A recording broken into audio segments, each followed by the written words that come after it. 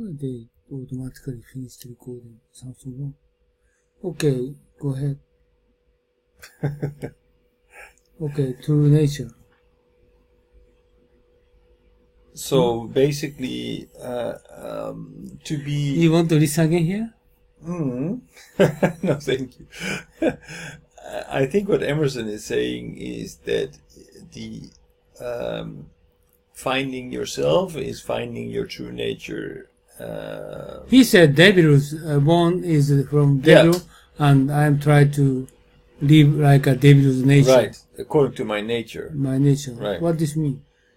So basically means that you should find your own nature irrespective of what.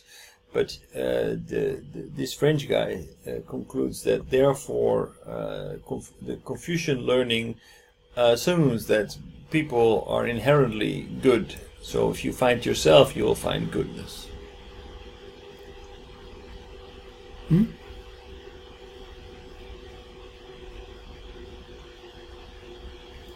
So finding yourself, if that is the way, okay, finding yourself supersedes the role of the state, supersedes the role of the church, for example. So you should be the core unit, not any other body. That's different from, for example, Christianity, where there is one unit like superior to you, and that is the church, God. But in Confucianism, you in order to gain strength, you need to find yourself, be objective, and understand your own nature and what's going on outside of you. That could actually, as what Emerson claims, could lead to the result that you're the son of the devil, and then your true nature is actually devilish. But that is the consequence. But he says, well, it implies that He said human being is following human nature, right, true nature, follow. Right. But is even what is it? So it means your heart, follow your heart, right? Whatever you have, accept outside opinion, everything. follow your heart without indulging into your without any decision. indulgence. Right. Yes, yes.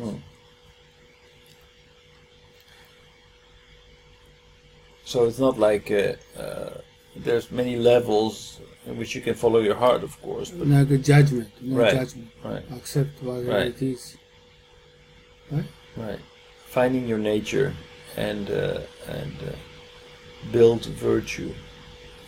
まあでこれはだよね、高橋、外からのものに対してそのままのものを受け入れろっていう、そういう儒学の教えそのままのことを言ってんだよ、彼はね。だから彼はね、ちょっと難しいよね、やっぱりこと。エドもなんかよくわかんないみたいな。英語は難しい。だからこの人が言ってましたけど、こういう、なんていうんですか、そういう捉え方っていうのは、西洋にはなくて、で、しかもこういう短い文章でそれを、表現する、いろんな意味を含めた形で、3ワーズなんとかセンテンスみたいにやるっていうのは非常になんか面白いですよねって確か言ってたと思います。だそういうセンスを、英語で表現しようとするとすごくいろんな説明をしなければならない。だから漢字だとなんか一つの文字にいろんな意味が、入ってるので、で、なんかそんなのこと言ってました。全然わかんなかった。さっきのマインドなのかハートなのかみたいな。So, the unity of mind and heart.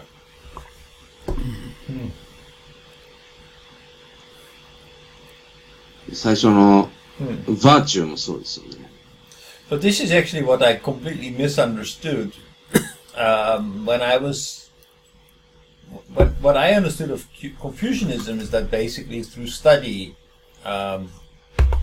we can understand how everything works together. But it's not really study. It's more not just looking at books and sources and what's happening around you to get wisdom, but goes much deeper than that. It's much more deeper in the sense that you have to basically study yourself by becoming more or less transparent. So not being not through lenses of your emotions or your feelings, but objectively observing, becoming mindful of yourself and the world around you is the essence of understanding and finding your own virtues, and then build your virtues from that onward. So that's much more than what I understood before. Yeah, I'm also studying that it is starting much earlier than just the reading the books and studying some logics. Right. And it's not ending up with the result of reading the books. Right. Right. OK、これでやめようか、もうね、いいよね。難しい、俺もわかんない。OK, so this morning session is finished. ありがとうございます。OK, what you going to do today? We're going to continue where we were at. We were at the Roman Empire.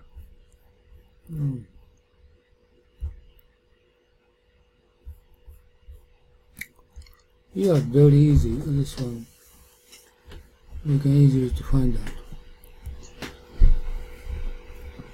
This one? Yeah, maybe.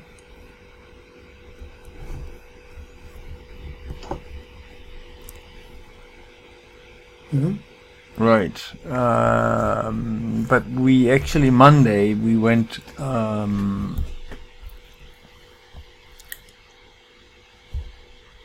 we were looking at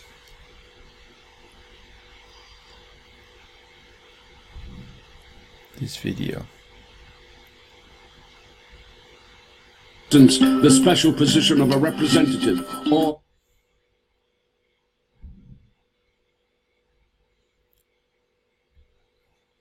Takashi-san, would you like a 5-minute break? Yeah. No, I'm okay. Sasuga. You going to buy something, right? No, it's okay actually. I can continue. We were last Monday. We left off. We had a look at the Greek video, and we just started the Roman video.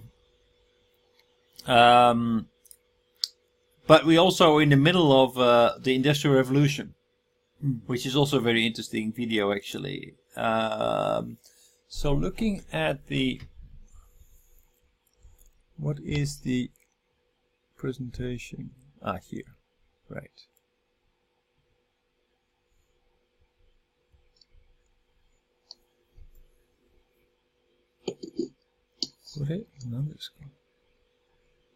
Oh, okay, already off. Let's suppose that you're writing a really important... No, okay.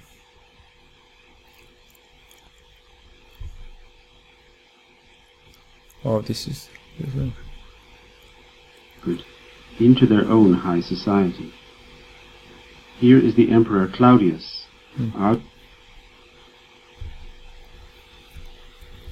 Can I get a piece of paper? I forgot my my notebook at home.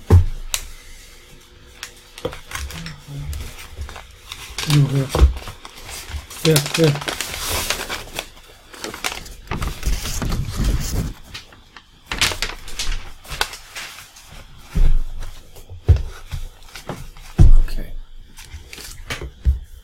Are we recording? Yeah. Okay, go ahead. All right. Okay, today is June 9th? What is June 9th? Saturday, June 9th. We are June 9th, yes. June 9th, 2018. We're continuing where we left off on Monday, which is Rome. We have been looking at a brief video on the history of the Greek Empire, and today we look at Rome, and we will continue looking at industrialization, looking at colonialization, and looking at the role of the church in European history. This all to get a cultural background, a historical background of Europe, to better understand how we are thinking and why we are thinking the way that we are thinking, what follows, what actually created our mental framework today. And then we will have a look at the philosophy, European philosophy, vis-a-vis Confucian philosophy, based on the book of Unusam, which I'm reading with a lot of pleasure, and I'm studying a lot, learning a lot about Western philosophy in the process. So that's very, very exciting. But that will follow later. Let's continue and start with the Roman Empire, the video of the Roman Empire. 20 minutes.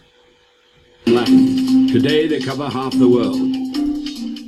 As for the ancient Romans, the boundaries of their state encompassed their entire civilization. The Roman peace, or Pax Romana, serves as the first example of globalization. Let's take a walk across 12 centuries of the Roman history. And yes, those numerals are also a Roman legacy.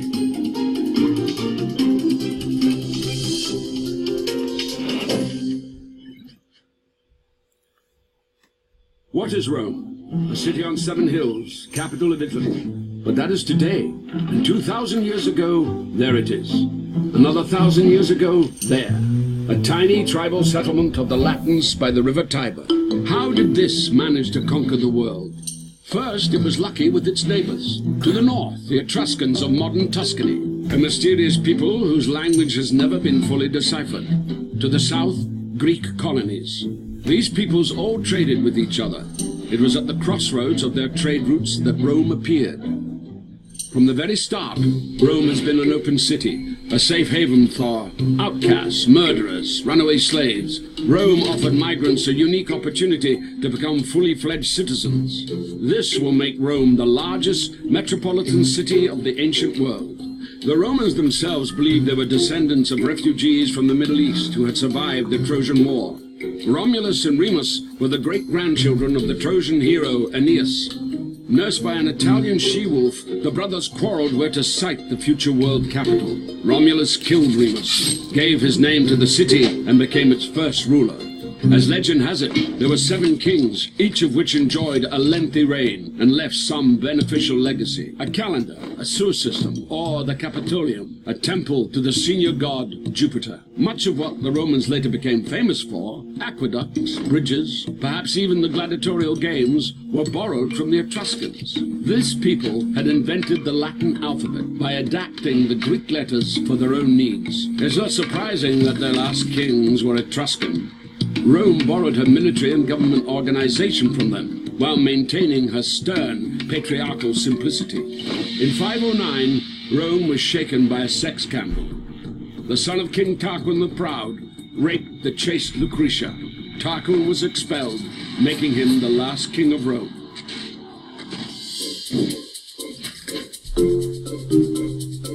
The Romans decided to prevent any such concentration of power ever again. From 509 onwards, they elected 2 consuls to serve a year apiece, instead of a monarch. The consuls were controlled by the Senate. This consisted of 300 fathers, patris in Latin, hence the term patricians. Those not so lucky to be born into the right families joined the plebs. Even if they were as rich as patricians, they were not entitled to take up positions in the state. It is in the 200-year struggle for these rights that the Republic, literally meaning public thing, will be formed. The plebeians would make up the backbone of the army, and to have their own way, they would threaten the fledgling state with emigration to a neighboring hill. Each time, the scared patricians caved in, introducing, for instance, the special position of a representative, or tribune of the plebeians. These had the right to veto any decisions of the consuls. One of the main achievements of the struggle was the publication of the first written laws. By 287 BC, the plebeians had achieved complete equality of rights with the patricians. The unity of Rome found its best expression in the formula Senatus Populusque Romanus, the Senate and the Roman people, which still adorns the manhole covers in Rome.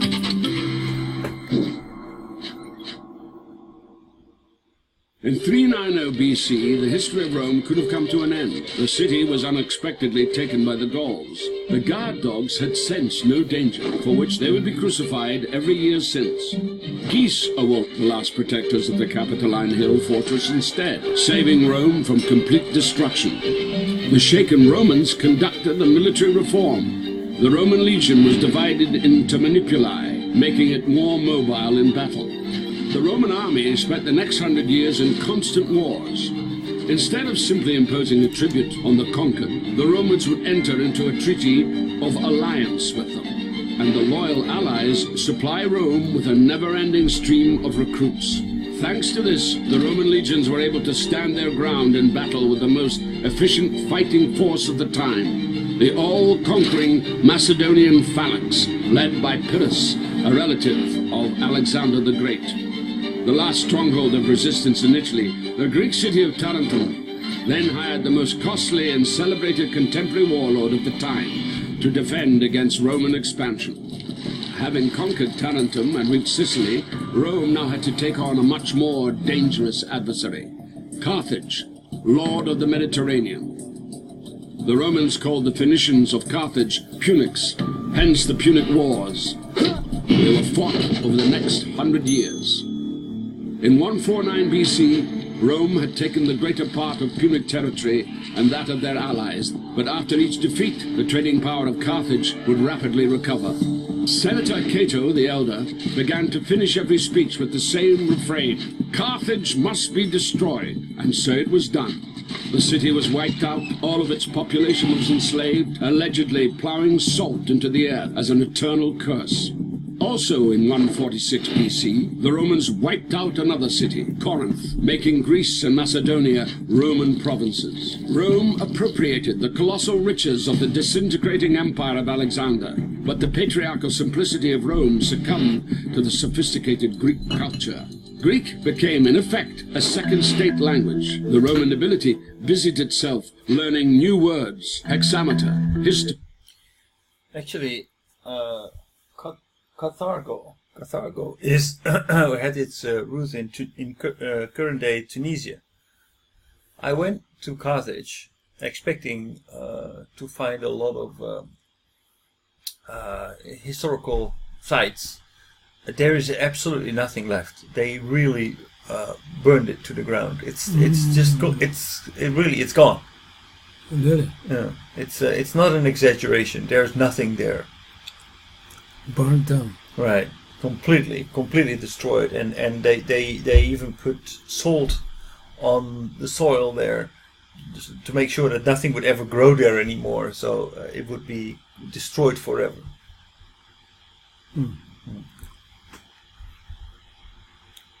Rhetoric. Cicero, the most Carthage. So they were the North African. I know, but I didn't know the pronunciation. We so called Carthago. Carthago, yeah. But this is in That's English. how they say it, actually. Is that in English, Carthage? Yes, but they themselves also call it Carthago. Carthago. Yeah. Oh, okay, go ahead. famed orator of Rome, would come to model his speeches on those of the Greek Demosthenes. However, across this immense territory, full rights were only afforded to the Romans themselves. Even other Italians, the majority of the military, had no citizenship rights. These would demand equality, declare war, and win the right to take part in managing the state. This was a total game changer. While ancient Greece remained a collection of squabbling city-states, Rome gradually extended citizenship rights to the conquered, laying down the basis for an empire.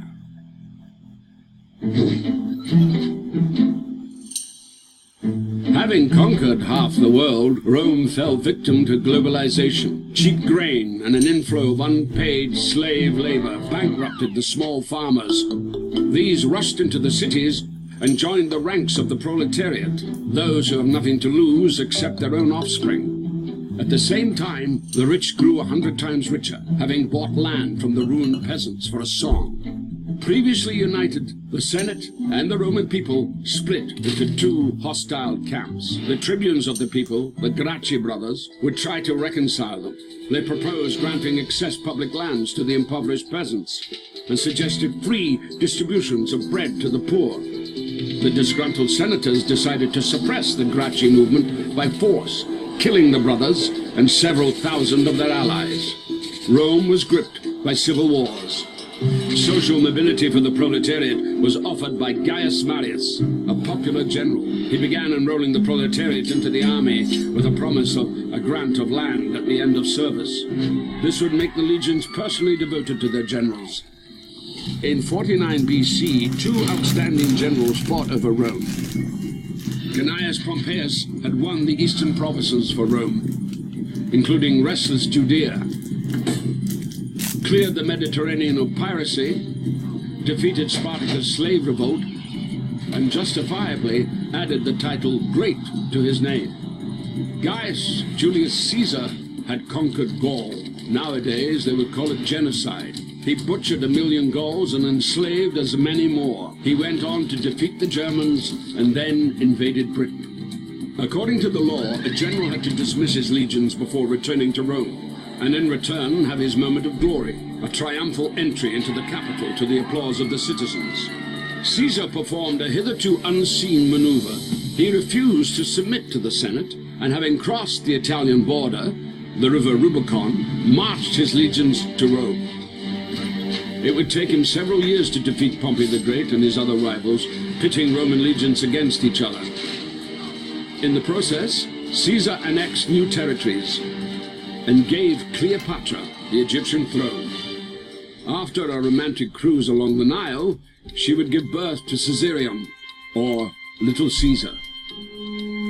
On his return, Caesar would add Imperator, or Emperor, to his name, title originally meaning victorious commander, and gain control of all political positions: consul, tribune of the people, and dictator. Rumor spread that Caesar wanted to declare himself king. Conspiracy was brewing in the Senate, and Caesar was assassinated. Caesar left his wealth, quite unexpectedly for all concerned, to his grandnephew, 19-year-old Gaius Octavius. This Octavian immediately joined in the power struggle. In 31 BC, he defeated his last rival, the warlord Mark Antony, who likewise had an affair with Cleopatra. The lovers would take their own lives. Octavian was left sole ruler of a vast territory. Julius Caesar ruled for 4 years. Octavian, assuming the title Augustus, meaning the Venerable or the Great, ruled for an endless 43 years. He didn't formally abolish the Republic, he simply took control of all possible positions, making his power almost absolute. But he modestly called himself Princeps, the first senator. And even though skirmishes with barbarians continued along the borders, inside them the period of Pax Romana set in, a period of peace and stability that was to last 200 years. The empire experienced an economic upswing. Bread was distributed for free to 200,000 people. On Augustus' orders, a 500-meter basin was dug at the very center of the capital, where 3,000 gladiators mimicked sea battles on real seagoing vessels. In Rome, construction was booming. Concrete and multi-story districts were growing. Augustus had to introduce height regulations, limiting skyscrapers to 6 floors. And still the citizens were unhappy. They complained about traffic jams, pollution of the waters of the Tiber, and high rents. The golden century of poetry dawned. Maecenas, a quasi-minister of culture, allocated special grants to praise the value of the state. Temples would be built in the honor of Augustus, and even a month was named after him. Thus, the cult of the Roman emperors was emerging. They would come to be venerated alongside Mars and Jupiter. After Augustus' power became hereditary, the senatorial opposition has left us vivid portraits of the first emperors. Suspicious Tiberius unleashed terror under the pretext of the law on treason. Under this law, any action could be deemed offensive. It was enough not to sufficiently praise the emperor or pay at a brothel with coins bearing his portrait.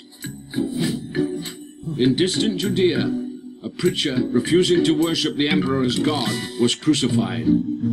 Caligula wanted to make his horse a consul. A scholar and gourmet, Claudius, was too occupied with feasting and the reforming of the alphabet to keep an eye on court intrigue. One of his wives, Messalina, was giving women of easy virtue a run for their money in the brothels, and the other, Agrippina, poisoned Claudius with mushrooms to enthrone her son from another marriage, Nero. Nero, believing that he was a born actor, not an emperor, would later kill his own mother, and then allegedly the apostles Peter and Paul. Then he again, allegedly, set fire to Rome, so as to read the verses on the fall of Troy during the blaze. He would accuse the first Christians of arson, and initiated their persecution. And finally, he took his own life. Most details of this era are known from Tacitus, a historian and senator who observed the degradation of republican institutions. Fate of the empire was now decided not so much by the Senate as by the Praetorian Guards, the emperor's personal security force, created back in the times of Augustus. These suffocated Tiberius with a cushion, slayed Caligula by the sword, and hailed Claudius emperor. In all fairness, at the same time, the empire grew, expanding into new territories. Roman legions conquered part of Britain, where they founded a town called Londinium. Provinces were given a transparent taxation system, and the non-Roman nobility began to enter the Senate en masse. A grandchild of an Italian peasant, Vespasian Flavius would become the founder of the next dynasty. Vespasian and Titus, suppressing the uprising in Judea, committed genocide, again according to modern-day, not Roman standards, and reduced the Temple of Jerusalem to nothing but the Wailing Wall. On a lighter note, Vespasian had a jolly good Roman predisposition. He taxed the collectors of urine at the public toilets. And Titus, the destroyer of Jerusalem, would nevertheless obtain the title of Merciful. After a splendid triumph, he opened the Colosseum for the people. Titus would be called the love and consolation of humankind. And after such festivities had depleted the public treasury, Vesuvius destroyed Pompeii, plague devastated half Italy, and Titus became a god.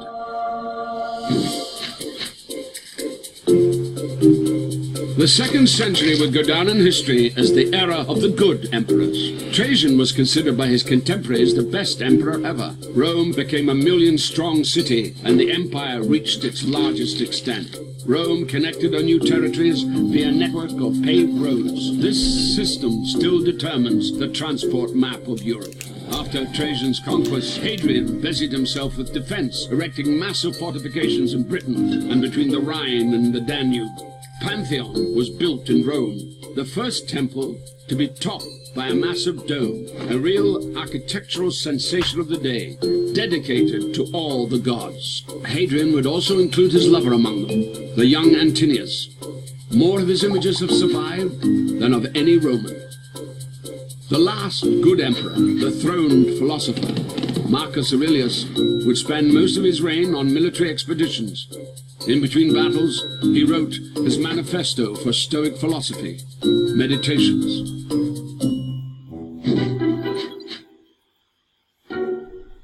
It was under Marcus Aurelius' son, Commodus, that the Pax Romana, the Roman peace, came to an end.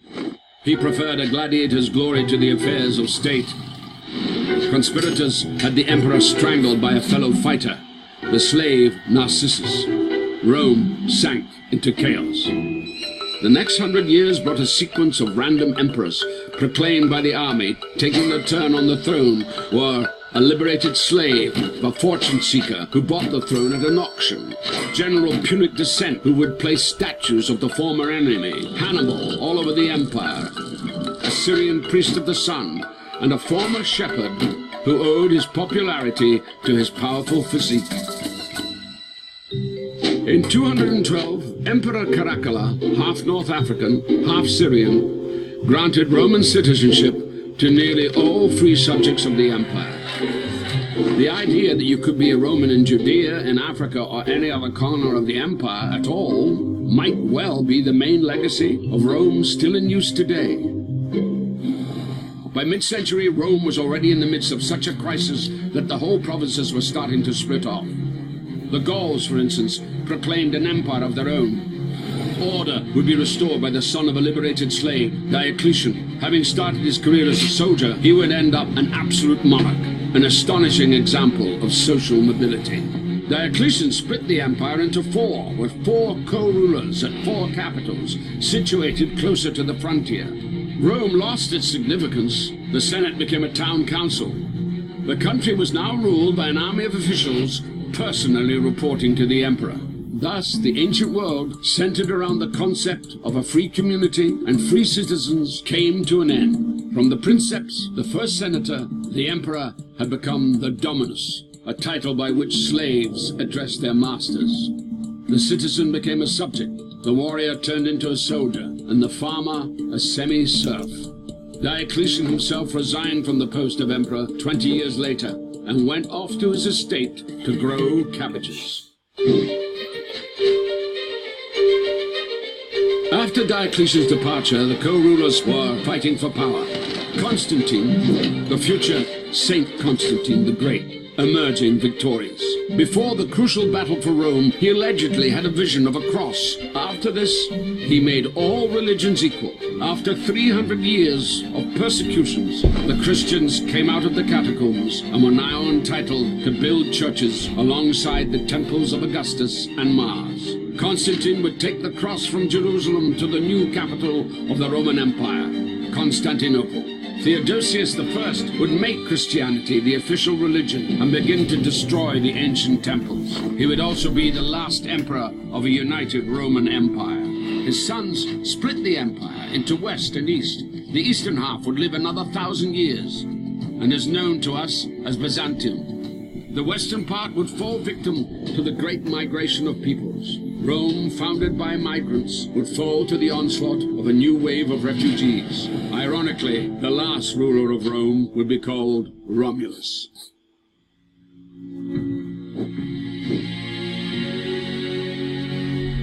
In modern Rome, not far from the Colosseum and the ruins of the Forum, there is a tomb. Its occupant was neither emperor nor senator, but a simple baker called Eurysakes. Likely born a slave into a family of Greek migrants, he later entered into a bread supply contract with the capital and became so rich that he could build such a monument for himself and his wife. Before Rome, in ancient Egypt and elsewhere, or after Rome during the Middle Ages, a man would die in the same station in life as he had been born in. The life and career of Eurysakes is an answer to the question of how Rome was able to create a global state that lasted over 1,000 years. Do you like our video? How many years they sustained the peaceful age? 1,000 years? In the eastern side, eh? 1,000 years? So in the western side, He said 200. So basically, the Roman Empire sustained itself for 1,000 years, but that's the east, only the eastern East Roman Empire. West is 200. The west is about 400 years. At least, yeah, 400 years. So the Roman Empire, Rome in itself was actually kind of Tondo Manai city, a little settlement at the river Tiber. North of them, the Etruscs. We don't know a lot of about the Etruscs because we are still not capable of understanding the Etruscan writing of that time. And to the south there were the Greek colonies. If you remember that Greek was not, they were kind of city-states, and the city-states didn't have enough farmland around them, so they created colonies to work the land. So it was in between there, in between the Etruscs and the Greek colonies, that this city started to emerge. Basically, mainly because it was kind of a safe haven for people who were suppressed under the Etruscs or under the Greeks to become a citizen of Rome. So that this kind of runaway place, and it reminds me of the Netherlands actually, who also gained a lot of power because they became kind of a safe haven for people who were on the run. So Rome starts to grow, and they actually were not that they lacked military power, but they adopted military strategy. They adopted from the Greeks, and that gave rise to a stronger. They worked with kind of cohorts, I think they're called, and fighting in that way, that manner, they were capable of defeating a lot of enemies. And after they defeated the enemies, they actually engaged into a alliance with them. And that is the key to building up the Roman Empire. They did not just simply suppress them, but they gave them an opportunity to become member of the Roman Empire. So even after they won, they didn't really destroy it, but they invited them to become member of the Roman Empire, and they even went as far as to give them seats in the Senate. So everybody could become a citizen of Rome, basically. Rome also had a democratic system that is very similar to the way that we organize democracy today, with a senate, the patricians, and with the parliament, the plebs, where the plebs even have the right to they gained the right of a veto. So that right was mainly deserved because the patricians, they needed the plebs because they were the soldiers in their armies, and without it, the patricians and Rome would be too vulnerable. So that gave rise to the democratic system as we have it today. Then Rome starts to grow its influence. They manage to defeat Carthago, Corinthian, which is in the heart of the Greek Empire, and Byzantium is established, or the East Roman Empire. Then Caesar, in 31 BC, he comes to power. He defeats the Gauls, or the French, as we say today, basically through genocide, and he conquers England and comes back to Rome. Normally, he was supposed to come back to Rome by himself without his army, but he doesn't discharge the army. He creates a cult where people follow him as a leader, with the objective to actually take control of Rome, so to a coup d'etat, something like what we also later saw with Napoleon, who did the same. Caesar takes control of Rome and starts to chase the Western Empire, leader of the Western Empire. Who was that? I forgot the name. Anyway, so he becomes the leader of the Roman Empire, expands the Roman Empire towards the south in North Africa, towards the east to create the Byzantium Empire. And after that, August takes control, and August creates a long reign where Roman Empire grows its economic influence. It's a period of stability, and Rome becomes more and more powerful. They also develop a wide infrastructure of roads, and then after Caesar dies, there's a period of decline in 1 century with infamous dictators like, for example, Emperor Nero. But the 2nd century is characterized by a relatively good leadership. On the west side, actually, by the way, had much less developed than the east side, and the east side was basically the power base and the economic base of the Roman Empire.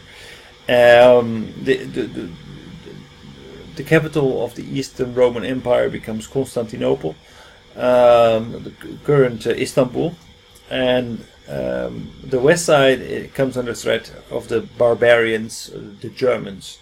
And 400 BC, 400 AD, the barbarians defeat, and the barbarians and the Gauls, they defeat the Romans, and this is the collapse of the Roman Empire, the West Roman Empire. But the Eastern Roman Empire exists for 1,000 years.